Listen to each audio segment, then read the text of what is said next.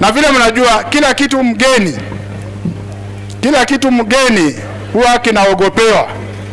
Najua wengi wenu mnaogopa GMO. Mkisikia jina GMO mnasieti na vitu vingine ambazo mmepewa misinformation na disinformation. We have both disinformation na misinformation. Kwa sababu gani tunasema hivyo? Hii ni kitu mgeni, hatujakuwa nayo wakati tulizaliwa, mababu zetu hawakuwa nayo. Na vile nimesema kitu mgeni kikuja lazima tuogope. Watu wa Mumias mpo? Mumias mpo? Mshasikia story ya Nabongo Mumia vile alikuwa invited kwenda huko Uingereza.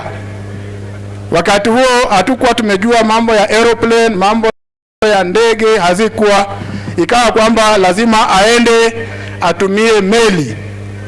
Akakusanya virago zake hapa kutoka Mumias na akaenda all the way to Mombasa.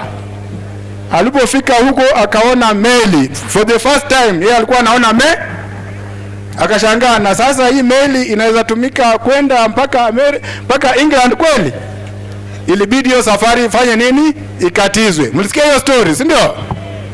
Na watu wa Wisero mpo?